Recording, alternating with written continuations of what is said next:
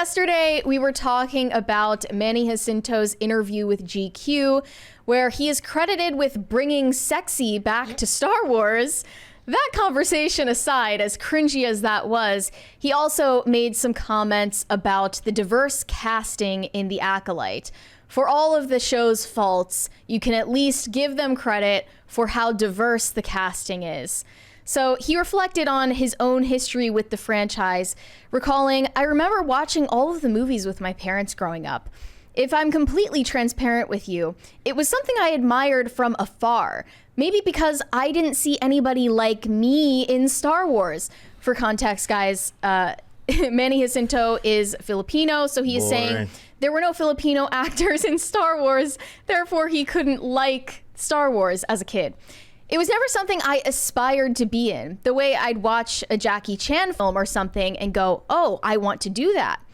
He made note of his host's fellow Asian heritage, saying, "I know there are plenty of Star Wars fans that look like you and me already, but it's exciting that in this new iteration, we have Lee Jung-jae, myself, Amandla, Jodie Turner-Smith. Now, even more people of color will be able to relate to and celebrate and see themselves in the entity that is Star Wars." So we're at the first point in history where Asian people could like Star Wars, apparently. Thank you. Thank you. Look, here's the thing. Great timing. Yes, it was. It was perfect timing. I'm actually one of those people, I've been willing to at least entertain the idea that as growing up as a white dude in America, where a majority of the movies did feature leads that look like me, that maybe there is something there for them that they think about that I didn't. I've always been willing to at least entertain that concept.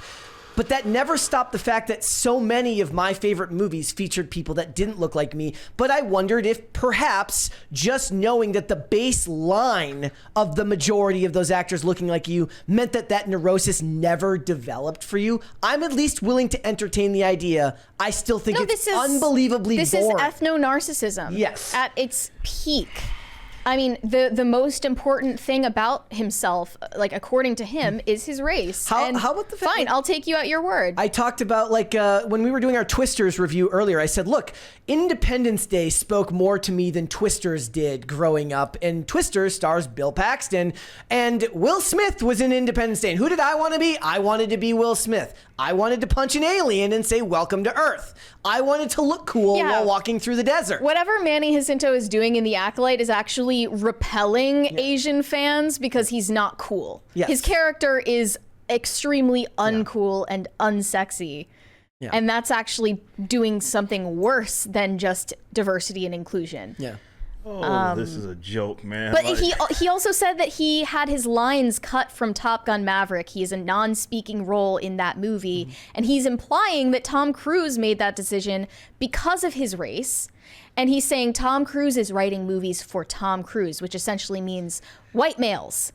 And like, as a second-rate actor, you really should not have room to say shit like that about the power players in Hollywood. Yeah, it takes. That is crazy. It's a certain that is level. bold. That's pretty cocky. It's not even cocky. It's like you just know that you're safe now. Yeah. Given your status whatever in Hollywood, shit you want. that you can talk shit about Tom Cruise. Yeah. That's insane. It is such a boring thing, and it's like I said earlier, there's nothing good. Like, diversity is just a thing. It's not good. It's not bad. I know that even you get people that are on the quote unquote right that fall into this trap of this rhetoric of like, oh, it's just this good thing. And it's just a thing, right? If it's voluntarily arrived, that makes it good, right?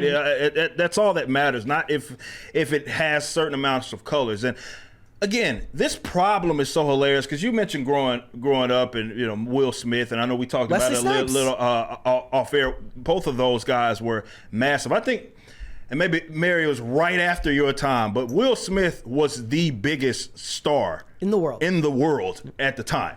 Like, he was on top. And I know it may be hard to believe because now all people know him for is slapping Chris Rock. And for having a wife. Yeah, and having a wife that, kind of does him wrong. But he was on top of the world. His IMDb is crazy. Like, if you look at his he was the 90s Bulls for like 10 years. He couldn't miss. I mean, when you start with with obviously Fresh Prince of Bel-Air, and then you go into all the movies from Independence Day, Men in Black. Men in Black, obviously. Even Wild Wild West. Yeah, probably I love made that. money I love if Wild nobody liked it. Wild West, Bad Boys, everything. Like, he was on top of the world, and there were so many people that I remember growing up, because that was in the prime era when I was still in school, obviously, and so many people, white kids as well, loved Will Smith. Nobody cared about that, so these guys are trying to quite literally reinvent the wheel, right? Now, first of all, you're not the first non-white person that's been in Star Wars from the get-go. Definitely, if you consider Darth Vader, people that are not white, right, have been a part and played a fundamental role in Star Wars. So you're not doing anything new, but this whole racial bullshit or whatever that we're talking and discussing, the 90s already got over that. 80s, you'd argue the 80s had already got over that. You had black stars. You had obviously with the whole action film era and Asian D. stars, Williams, right? But it was this is not the fact that how in the hell did race relations get worse? Right? The internet. Over the years, I guess it is, because everything's the internet's fault. Something happened. It's a ticking time bomb, really. But it was like we already got over this hump. This whole you seeing people that were not white in movies, like that had already been done, bro. Yeah. What are y'all talking about? But these are people that are not talented. They are narcissists, quite literally, by them. This is the only thing that's interesting about them. So they're literally hiding behind their race, sort of as this shield. But you are a boring person if you have to lead with this, like, oh, if nothing else, Acolyte sucked, right? It was the worst viewed Star Wars Disney Plus show up to this point, but at least there were people of different colors, right? Yeah, no one is tuning in. You sent me the stats. House of the Dragon was in the top 10 on Nielsen numbers, and The Acolyte fell off the chart. Yep. It's confirmed. And he even addressed it. He said, oh, well, maybe the diehard fans are watching, but it'll take some time to get other people on board. You're coping. It's just straight up cope and delusion. We also missed a 20 here from the Pop Culture Junkie. Says, I'm pretty sure the Discovery in the Gina Carano case is a stock price reducing stink bomb for Disney. They're going to try to settle. So he thinks that the Discovery segment of the proceedings will end up being so bad for Disney they'll want to settle. That's out a good court. point. I've never really considered that, potentially. I'm interested to see where it goes. Look, Sure. and it is true. Look, what was I was talking about watching Angels in the Outfield the other day. Oh, yes. Danny Glover. World was so much better when we were was. making baseball films. Oh, yes. Oh, yeah.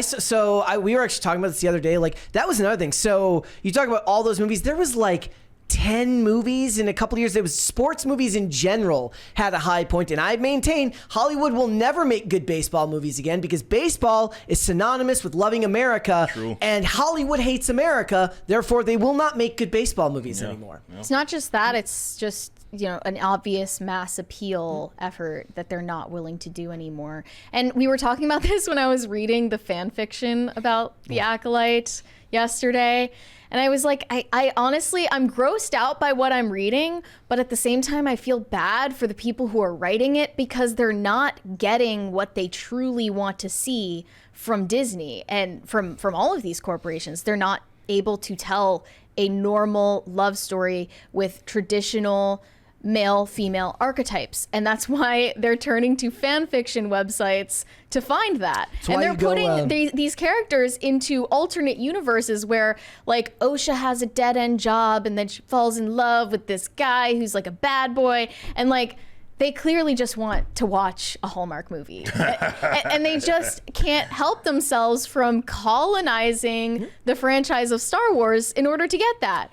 Here's and it's just not working. Beverly Hills Cop just released a new Netflix movie, and people just love Eddie Murphy. Okay, Eddie Murphy was also the biggest star, the biggest comic in the world. Whatever happened to him? He's back. He did that now, right? So the idea He did Coming to America not too long ago again. Like in 2021. Yeah, something like that. Yeah. The idea that you can rewrite history as if these things, when it was merit based, right? It wasn't that they looked a certain way. It's that Will Smith had so much charisma he could fill a room. It's that Eddie Murphy had great comedic timing. It's that James Earl Jones had not just charisma, but a certain level of gravitas. There's endless examples of actors who do not look like you, but there is something that has poisoned the minds of a certain generation. Now, a lot of it is just a certain type of Hollywood actor is just going to be narcissistic to begin with, and a It's like a prerequisite.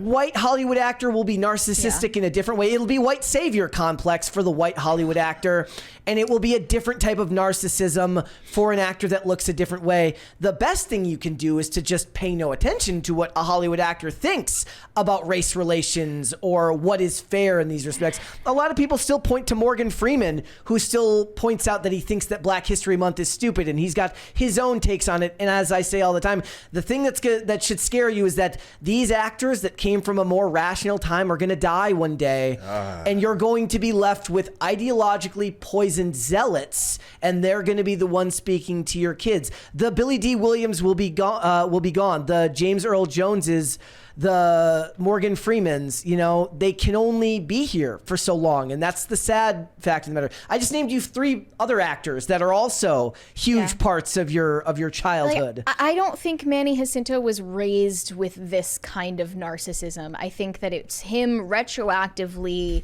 describing why he never connected with Star Wars in order to make an ideological point. That's the acceptable opinion, and it sounds great, right? It checks all the boxes that probably, I don't know, Disney wanted him to say, well, just appeal to your race, that somehow because even though you're Filipino, you could relate to Jackie Chan. I don't know if people understand that. He's not Filipino. Those are two completely different types of Asians, bro. Romeo Must Die is like one of my favorite movies of all time. It's that's funny Jet Li and Aaliyah. Manny Jacinto is literally sitting here saying like, well, all Asians look the same. Yeah, basically. He's literally saying that. Basically. There's a 20 there from Darth Doza. He said, Mexican guy here. It saddens me that people need to see the world through the lens of race because they cannot see past it. I grew up loving Star Wars, Star Trek, and I'm so tired of hearing that garbage. And I want to point out to what I said at the beginning of the topic, that wasn't me agreeing with him. What I'm trying to do is steelman an argument where if I'm to operate in good faith and believe that he means what he's saying, I got to at least entertain it. I have to entertain the idea that something that I cannot experience because I am not of his race and I did not grow up in his household. I don't know what it was. I certainly don't go to the websites he goes to or follow the people he follows on social media. I have to at least entertain the idea that the idea comes from somewhere, and that if you're operating in good faith, it's not just a lie to get points at, though I would argue that, you'd probably be right to bet that 99% of the times it is a lie, but you don't do yourself any favors by not at least trying to give the most logical argument you can think of from them. Otherwise, you're just straw manning, and that doesn't work either. Right? I at least want to see where he's coming from so that I can entertain what it would be if he actually feels that way. You're giving too much benefit of the doubt. I know, most of the time. And again, by the way, when we talked about Tom Holland in the stage play of Romeo Must Die, or of Romeo and Juliet, Romeo Must Die is an infinitely better retelling of Romeo and Juliet. You should go find that movie right now and watch it after this episode. Thanks for watching. Listen to full episodes of Pop Culture Crisis on Spotify. Keep up with us on social media and make sure you subscribe and ring that bell so you never miss the show. Bye, guys.